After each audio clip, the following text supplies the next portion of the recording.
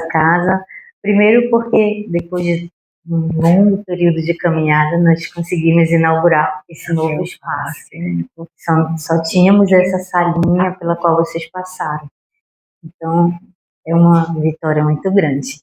Queria agradecer a toda a equipe de CAFA e também agradecer a presença da Dona Rita, essa querida irmã, dessa fraternidade imensa desse planeta, e que tem tantas casas aqui que também aderiram à fraternidade sobre o Sol de Assis, com esse amor e transmitindo a mensagem do Cristo aqui na cidade de Belém.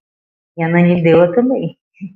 Então, vamos iniciar com uma mensagem do livro da coleção, né? O primeiro livro da coleção Reflexões, em torno dos registros do Evangelho de João Evangelista, né? Na página 91, o texto é Visão Permanente, a visão do nosso Mestre Jesus sobre todas as criaturas desse planeta. Essa mensagem foi inspirada no Evangelho de João, capítulo 9, versículo 39 a 41, e é do Espírito Irmão Custódio. Visão permanente. A natureza é um convite de Deus. O reino celeste está em cada ser da criação. É o amor mostrando-se para aqueles que aguçam a visão da alma. Os olhos físicos são úteis instrumentos de passagem. A visão que vê a Deus é atributo do espírito. As lentes eternas precisam estar límpidas. O mestre refletia a limpidez visual, via as criaturas como presença divina. Por isso, o seu puro amor manifestava-se pelo respeito que tinha por tudo em volta. Envolvido com Deus, visualizava a suprema paternidade sobre todas as coisas. Como filho consciente, sentia a terra sob seus pés, a pequena ovelha, mulheres e homens como irmãos seus. O amor é refletido pelos olhos que ofertam a paz, oriunda do coração que se encontrou com a pureza de Jesus. Coração aprendiz, elegeu o seu mestre e o segue nos movimentos amorosos, conquistando-se para aí experimentar a visão permanente do Criador. Vamos iniciar agora com a prece, para a abertura aqui da nossa noite, o nosso irmão Ronaldo. Falou algo, né? É verdade. Como o Fábio falou, sou muito tempo desta casa, não apenas nesses livros, nós temos uma briga para toda a comunidade. Nossos corações saúde é com grande felicidade. Depois de ler essa mensagem, olhar através do olhar amoroso, através de nossos corações, que eu rogo ao Pai, que nesse instante uma comunhão extraordinária que acontece nesta casa de luz, de amor, nesta casa de acolhimento, todos. Rogo ao Pai, derrame suas bênçãos para a nossa irmã querida, Tina, e sobre todos aqueles aqui presentes, encarnados, nós possamos comungar esse novo olhar, esse olhar amoroso para toda a criação é bela, ela é linda. E cabe olhar de forma doce, leve, para que assim eu possa prosseguir na minha caminhada. Cada um de nós, prosseguindo em nossas caminhadas. E nesse instante aqui temos um grande banquete de fraternidade universal. Esse pequeno espaço cujo coração é tão grandioso. Porque aqui nós temos o coração de Maria, aqui nós temos o coração de Jesus. São dois corações de uma grandeza extraordinária através deles.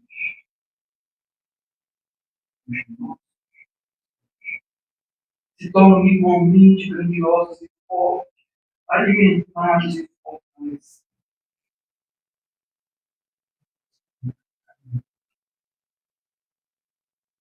Muito obrigado por do plano material e do plano mental. Que as bênçãos de Francisco nos envolvam, mas é muito mais isso. Um grande laço fluide. As luzes de Maria nos conduzem a Deus. Bem-aventurado seja abençoe.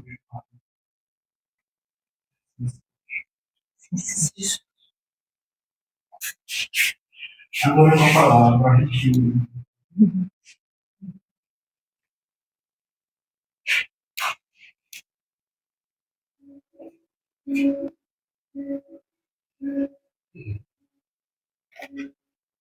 A glória da paz. Pacifiquemo-nos e as portas do reino da paz abrir-se-ão e nós encontraremos com Jesus. A paz encontra-se adormecida em berços de ilusões, aguardando acordar do sono das facilidades e do vazio enregelante. Paz é sentimento interativo, ofertando para aquele que o pratica o grande bem. Paz ilumina e conforta. Tudo se renova com a divina presença.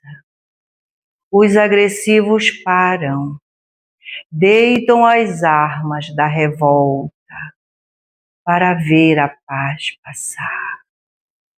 Com a delicadeza do seu silêncio, levando consigo todos aqueles já cansados das lutas vãs, encaminhando-os ao pacifismo glorioso, promovedor das ideias enobrecedoras, dignas dos homens que se pacificaram.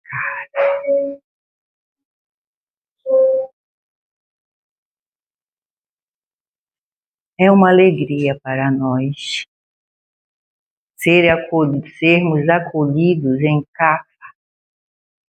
Cafa nos acolheu.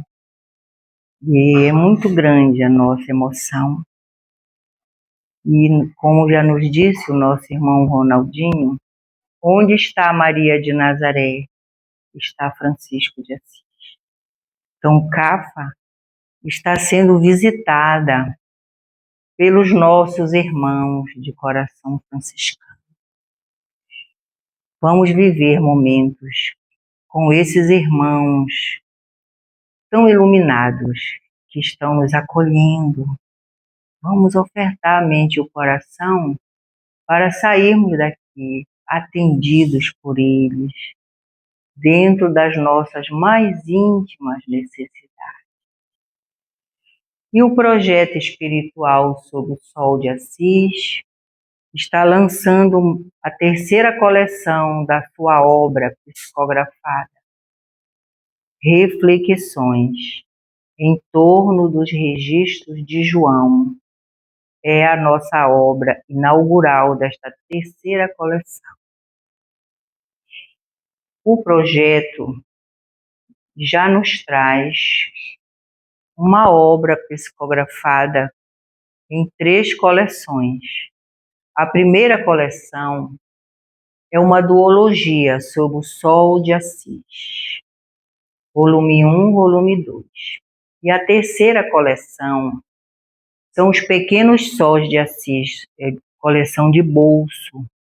Está publicada já Sol de Bênçãos, que são trechos a partir do volume 1 da duologia. E o nosso projeto de trabalho para setembro, nós pretendemos retornar a Belém para publicar o segundo volume dos Pequenos Sóis de Assis, que será a partir do volume 2, Sol de Nazaré. É outro livro de bolso, que o projeto sobre o Sol de Assis vai entregar aos corações da humanidade. E a coleção presente, a terceira, é aqui os registros de João Evangelista, e sobre o qual nós vamos conversar agora, porque João, o discípulo amado, ele é a testemunha de amor por Jesus. E ele é o centro da nossa conversa hoje. Porque João Evangelista deixou o seu evangelho e as cartas, e é a partir desses conteúdos de João que nós estamos aqui recebendo o volume 1, Reflexões. E nós conhecemos João Evangelista assim, o discípulo amado. Esse é o registro do apóstolo João. Por que ele ficou conhecido como discípulo amado? Não porque ele fosse o mais amado. Porque Jesus, como um espírito puro que o é, ele nos ama igualmente, ele não tem preferências. Então, João ficou conhecido como discípulo amado porque era ele, dos 12 apóstolos, o que mais amava Jesus. E ele amava muito, profundamente. Então, o amor transbordou do coração de João, e as pessoas que conviviam com ele sentiam o amor de Deus presente. E sem que ele pedisse, foram denominando-o o discípulo amado. E o Mestre Jesus encontrou João na Praia do Lago e o convidou para a festa do reino. Ele tinha 13 anos, irmãos. 13 anos. Aí nós podemos pensar assim, mas era só um menino. Não, era um homem. Porque no judaísmo vigente, aos 13 anos, o menino alcançava a maioridade. Então João já era um rapazinho e estava ali arrumando as redes de pesca do seu pai Zebedeu, juntamente com seu irmão Tiago maior, e ele viu o mestre caminhando na areia. E o nosso irmão Anísio registrou aqui no capítulo 18, aqui do nosso livro Reflexões, e titulou esse texto como Incomparável Amor. Um homem menino, de cabelos cacheados, aguardava o seu mestre para os labores da Boa Nova. Justamente quando cuidava da pesca, arrumando as redes do seu pai às margens do lago Piscoso, ele foi avistado, caminhando descalço na areia onde os seixos brilhavam. Coração acelerado, ouviu o inesquecível convite. Filho de Zebedeu, venha comigo participar das festas do reino. Um afago de Jesus nos seus sedosos cabelos. João beijou-lhe as mãos enternecido. Selou-se a amizade eterna. Deixou a vida física com quase 100 anos, dizendo que só há um Deus do universo. E na terra, um único mestre, Jesus de Nazaré. Esse é o nosso João, testemunhando o seu grande amor por Jesus. Quando Jesus foi preso, os 10 apóstolos fugiram amedrontados e um suicidou-se. João, nesta época da prisão do mestre, ele estava com 16 anos. Ele era o apóstolo mais jovem e acompanhou Jesus no Calvário, dando testemunho da sua fidelidade e apoio às mulheres, às bravas mulheres do Evangelho. Ele corajosamente seguiu no Calvário, não se escondeu. Era o João evangelista, o discípulo amado, dando apoio para as mulheres que choravam quando Jesus imortaliza a passagem. Filhas de Jerusalém, não choreis por mim, choreis por vós mesmas e pelos vossos filhos. Aí estava Maria Madalena, Maria de Cleófas, Maria Marcos, Susana e aquela mulher que numa manhã às margens do lago de Genezaré, ela procurava pelo mestre numa manhã tumultuada, quando o chefe da sinagoga, chamado Jairo, ele buscava por Jesus desesperadamente. A sua filha estava agonizando. E essa mulher que sangrava muito, ela foi em busca de Jesus e chegou nessa manhã. Mas ela se arrastou pelo meio da multidão e tocou na túnica do mestre. E o sangue foi completamente estancado. Ela o curou e ela estava no Calvário. Quando ela olhou para o mestre, banhado em sangue, ela lembrou do sangue que ele havia estancado nela. E um profundo sentimento de gratidão tomou conta daquela mulher. E ela lançou mão de uma toalha de linho e enxugou a face de Jesus. E ela mostrava, olhem, ele é inocente, ele não fez nada. E ela se imortaliza como a Verônica. Ela estava caminhando no Calvário. E aí nós podemos pensar assim, e os soldados romanos não impediram aquela mulher de fazer aquele ato? Não, porque eles estavam completamente envolvidos pelo magnetismo de Jesus. Ficaram estáticos, eles não puderam fazer nada. E assim seguiu o Calvário, e o rapazinho de 16 anos foi para o pé da cruz, amparar Maria de Nazaré, e os dois soluçavam, choravam muito. João abraçado a Maria. E aí Jesus imortaliza mais uma passagem, olhando para os dois, mulher, eis aí o teu filho. Filho, eis aí a tua mãe.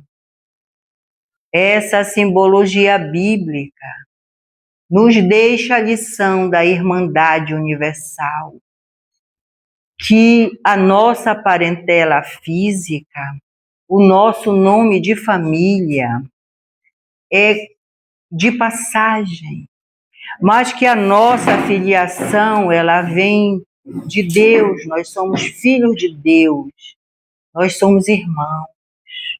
Então ali ele testemunhava que aquela mãe não era a mãe dele, era também a mãe de João e a mãe da humanidade. Naquele momento, Jesus, ele encarrega Maria de Nazaré quando ele diz que aquele rapazinho que não tinha saído do ventre dela, era filho dela. Ali Jesus recomenda Maria de Nazaré a cuidar de todos nós.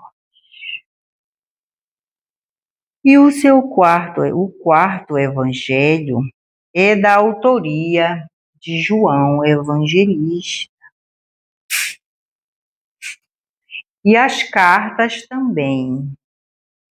O quarto evangelho, ele é reconhecido como o evangelho espiritual. Os registros de João têm a sua marca da suavidade, porque João, quando Jesus o conheceu, ele era impulsivo, mas depois ele foi serenando, absorvendo os ensinos de Jesus e se tornou muito suave e dócil, muito dócil, com um sentimento paternal que acolhia a todos e naturalmente, sem que ele pedisse para ninguém, ele foi chamado de Pai João. Então, os seus registros de marca suave estão no Evangelho, no seu Evangelho. João, no seu Evangelho, ele diz que Jesus é a água viva, que Jesus é a luz do mundo. E esse jovem apóstolo, ele estava sempre presente, sempre pertinho de Jesus, em todas as passagens importantes. Ele estava no Monte Tabor. Ele testemunhou a transfiguração, vendo Jesus vestido de luz. E a partir dessa visão dele, ele registra no seu Evangelho, no capítulo 1, nele havia a vida, e a vida era a luz dos homens. Em Jesus havia a vida. Que vida? A vida eterna, a vida imortal. E a vida era a luz dos homens. A vida é luz, a vida eterna. Cada um de nós somos luzes. Deixaremos o corpo físico, deixaremos a casa, deixaremos a parentela física e surgiremos na espiritualidade imortal. Porque nós somos a vida que resplandece pela imortalidade. Mas ele segue no seu Evangelho e nos diz assim: a luz resplandece nas trevas, e as trevas não a compreenderam. Jesus é a vida na terra. Ele é a manifestação de Deus para nós. Ele é a referência de Deus nas nossas vidas. E ele ilumina todo o planeta. E ele resplandece na escuridão moral da nossa terra. A escuridão moral do nosso planeta é representada pelos nossos corações. As trevas morais do nosso planeta são representadas pelo egoísmo, pelo orgulho, pela vaidade, pelo ciúme, pela cobiça, mas a luz brilha permanentemente. E por que eu não vejo essa luz? Podem vir sentar aqui na frente, venham. Venham.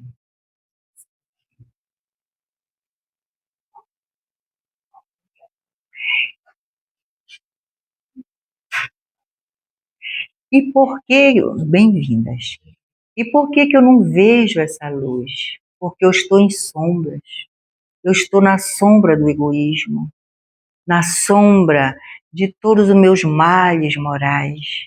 Mas quando eu me libertar dessas sombras, eu vou ver Jesus. Como nos disse o poema de irmão Anísio, pacifiquemo-nos, amemos, que o reino de Deus, que é o reino da paz, se abrirá e nós encontraremos com Jesus.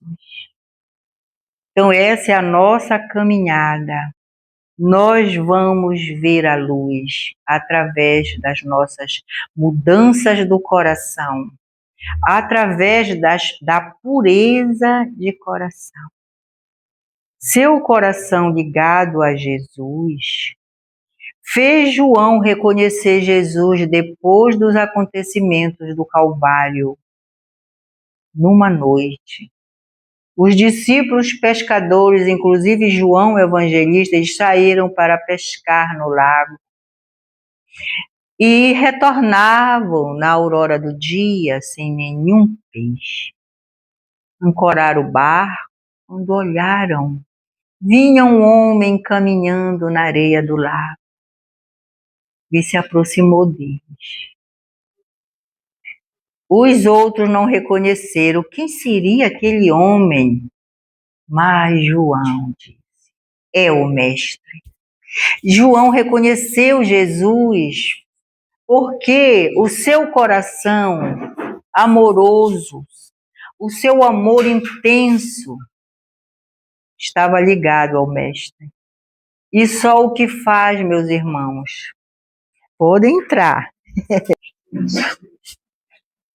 Por quê que só João reconheceu o Mestre? Pelo coração amoroso, pela ligação que ele tinha com Jesus através do amor. Então, a nossa ligação com a felicidade, a nossa ligação com Jesus, a nossa ligação com Deus, não se dá pelo cérebro, irmãos, só pelo coração.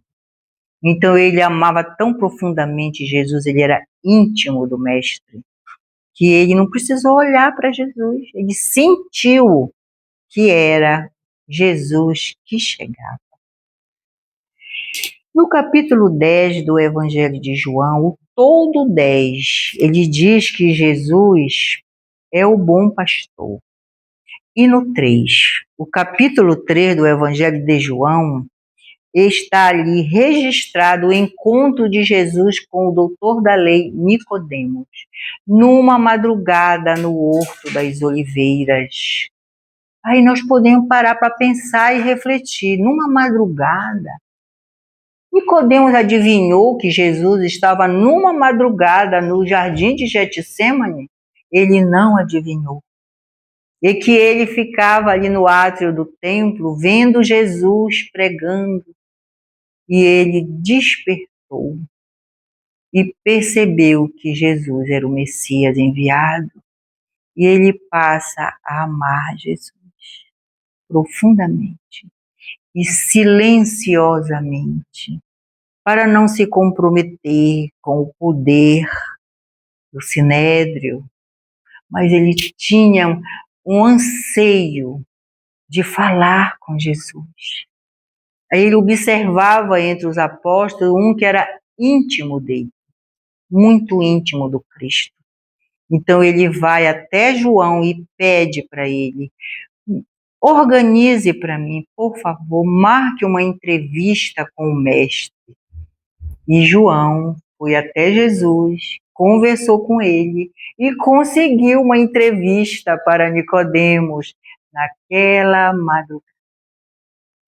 Então foi João que levou Nicodemos para o encontro inesquecível com Jesus. E no capítulo 14, Jesus é o caminho, a verdade e a vida. Jesus é o caminho. Aí nós lemos as letras bíblicas e achamos assim algo complexo, muito simbólico. Jesus é o caminho. Não precisa decorar versículo. Deixa os versículos para nós pregadores do Evangelho. O que vocês precisam fazer, e nós todos, é observar a vida de Jesus. Está aí o Evangelho, irmãos. O Evangelho é a vida do Cristo. E ele sobe no pequeno monte e diz que a humildade é a primeira de todas as virtudes. Tudo que ele falava, ele já tinha vivido. Quando ele diz que a humildade é a primeira de todas as virtudes, Ele estava falando de uma vivência dele na noite de Natal. Quando ele nasceu na estrebaria e o seu berço foi uma manjedoura. A manjedoura é o maior símbolo de humildade que a terra conhece. Então, não, é só seguir. Ele é o caminho, a vida do Cristo. Aí eu observo a noite de Natal, eu vou no meu exercício, no dia a dia, de minha mudança, de ser humilde. E ele, seguindo na sua vida, quando ele não ia pescar, ele ficava ali na praia do lago, ele dormia ao relento. Ele dizia que ele dormia sob o cobertor de Deus, sob as estrelas. Quando ele começava a ouvir o barulhinho dos barcos, ele cuidava de fazer o braseiro. Aí chegavam os discípulos pescadores, ancoravam o barco na areia e ele pegava os peixes, ele lavava os peixes no lago e assava. Jesus, governador planetário, o co-criador do nosso planeta. Isso é uma reflexão profunda para nós.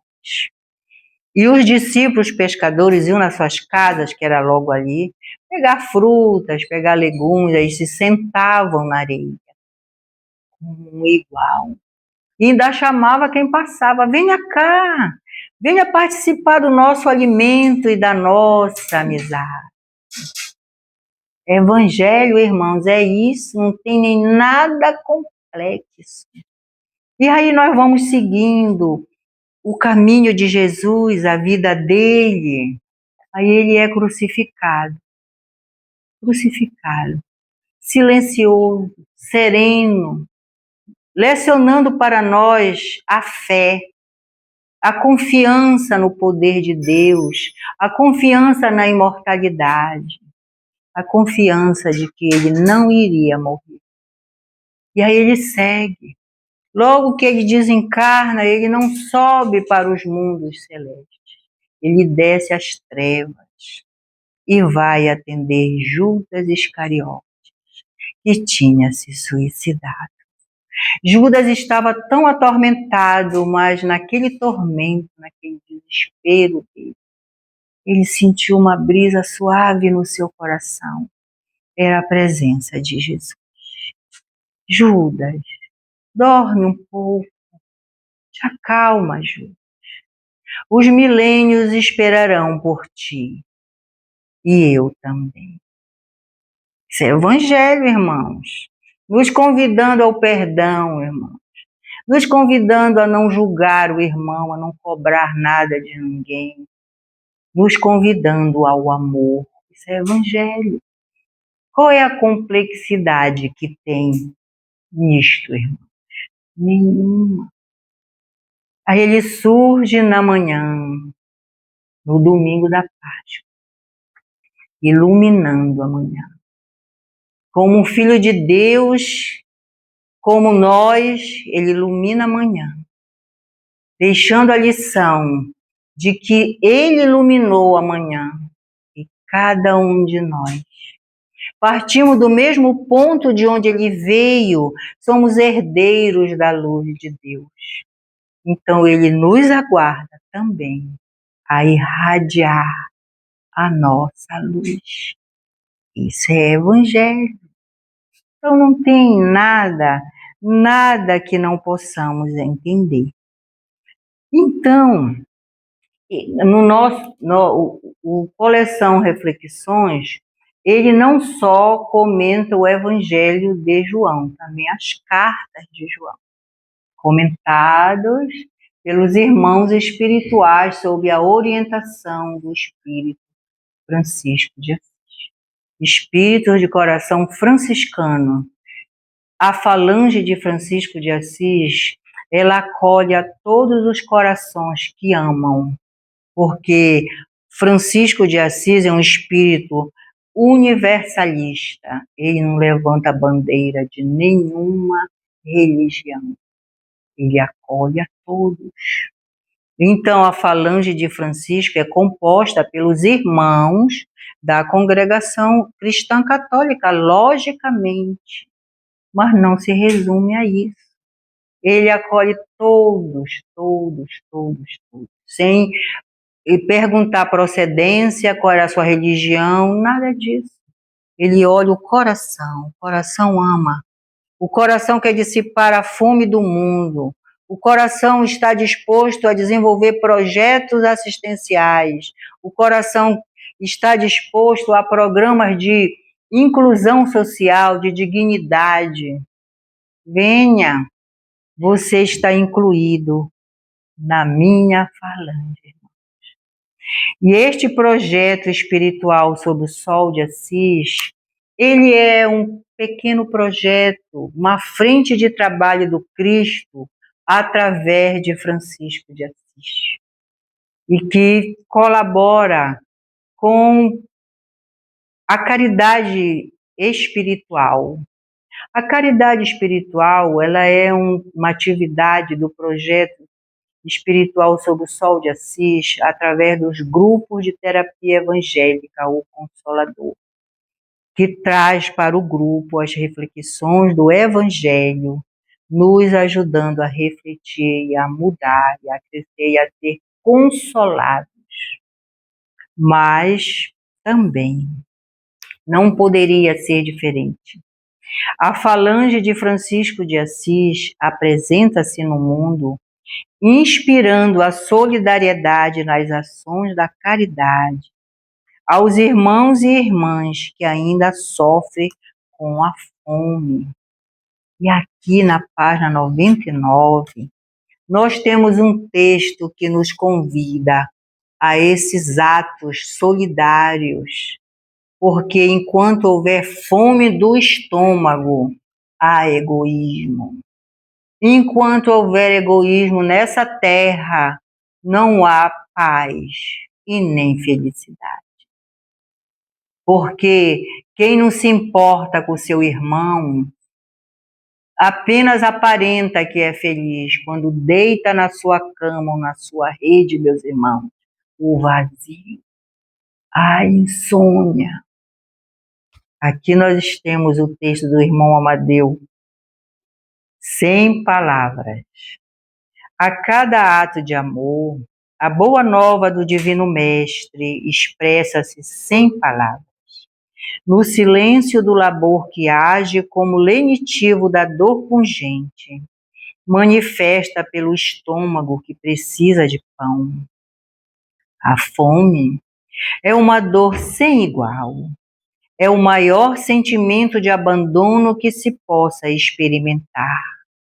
Jesus conta com ações para extinguir a fome do mundo. Enquanto houver um irmão sem pão, a terra continuará com a chaga do egoísmo aberta. O vazio permanecerá pairando no ar e encontrará o coração daquele que não percebe que a felicidade não se estabelece em ignorar o que falta para alimentar a humanidade. Esse vazio é a causa das doenças diagnosticadas nos atendimentos da psiquiatria. O mal manifesto na acomodação do conforto que não conforta a alma precisa ser resolvido. A solução está no despertar para o voluntariado movido unicamente pela vontade de colaborar com a extinção das necessidades humanas, sem aguardar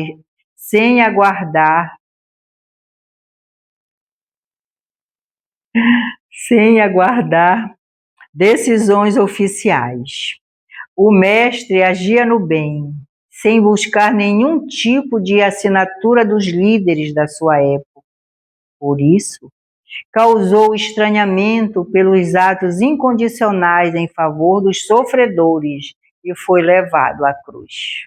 O mundo dos homens, seguidores de regras formalísticas, impede o avanço da extinção da fome.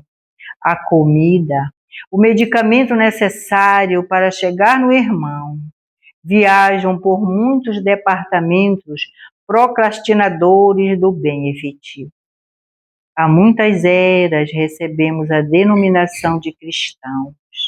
Seguir o Cristo, elaborar na sua causa, buscar o irmão nas trevas exteriores e fazê-lo participar do grande banquete da solidariedade. E partindo já para o nosso encerramento, nós vamos viver um momento com João Evangelista. Com João Evangelista. Quem conhece um pouquinho da vida dele, nosso João, chegou um momento na sua vida que ele foi exilado numa ilha. Ele passou 4 anos exilado, João Evangelista, na ilha de Patmos, lá na Grécia Antiga. A cidade de Éfeso, ela foi a base do seu trabalho. João Evangelista foi o grande líder cristão da Ásia Menor. Então nós vamos, neste momento, receber João de volta do exílio, irmãos. Vamos lá para a Grécia Antiga, para a cidade de Éfeso. Então vamos visualizar uma cidade linda, majestosa. Na primeira hora do cristianismo, estamos na cidade de Éfeso, às margens do mar Egeu, com o seu profundo azul. Os nossos pés descalços sentem as suas areias vulcânicas. Estamos misturados à multidão que aguarda o discípulo amado de retorno do exílio. Nós sentimos uma paz muito grande. Ali no porto de Éfeso, essa paz vem de alguém, vem de Jesus. Ele também está às margens do mar Egeu, esperando o seu João para o abraço acolhedor. João desce da embarcação e um cortejo emocionado, dissipando a saudade pelo exílio, seguem João. E nós também nos envolvemos com os seguidores, sorvendo a brisa suave do mar da Grécia, dos tempos imorredouros. Todos nos aconchegamos na praça de Éfeso para ouvir os ensinos do Divino Mestre através do coração do seu João. É grande a nossa emoção diante do ancião quase centenário, exalando amor de Deus. Somos tocados por um sentimento de fraternidade e lembramos dos nossos familiares, dos amigos que nós precisamos perdoar. O discípulo amado, velhinho, exala um perfume suave. É o aroma da caridade, o aroma da fraternidade. Agora encerra os ensinos e se despede de nós. Meus irmãos, lembrem-se sempre do Mestre amado. Ele está presente em todas as vidas, porque sob o comando de Deus, Ele é o Senhor do mundo. João despede-se, busca o rumo da casa de Nárcio, seu filho do coração. E nós ficamos na praça de Éfeso, olhando o céu já estrelado, lembrando de Jesus e com grande vontade de amar e de perdoar os nossos semelhantes. E assim, meus irmãozinhos, vamos encerrando a nossa conversa com João, que reencarnou na Idade Média com os Francisco de Assis. Então, João Evangelista e Francisco de Assis é o mesmo espírito, um espírito amor, solidário, simples, humilde. Então, nós vamos encerrando essa nossa conversa da noite cantando a prece de Francisco de Assis. Nós não somos cantores, mas quando ela vem do coração sai bonito. Quer ver? Vamos. Senhor, fazei instrumento de vossa paz. Onde houver ódio, eu leve o amor. Onde houver ofensa, que eu leve o perdão. Onde houver discórdia, que eu leve a união. Onde houver dúvida, que eu leve a fé. Onde houver erro, que eu leve a verdade. Onde houver desespero, que eu leve a esperança. Onde houver tristeza, que eu leve a alegria. Onde houver trevas, que eu leve a luz. Ó Mestre, fazei que eu procure mais consolar que ser consolado, compreender que ser compreendido, amar que ser amado, pois é dando que se recebe, é perdoando que se é perdoado, e é morrendo que se vive para a vida eterna. Paz e bem.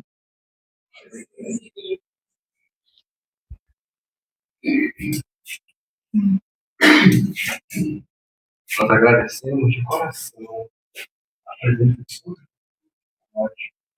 Ela é fundamental, essencialmente, para que nossas caminhadas se tornem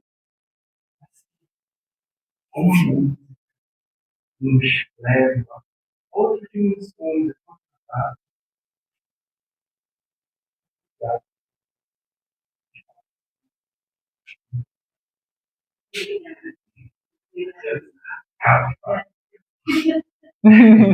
Capa agradece a Deus.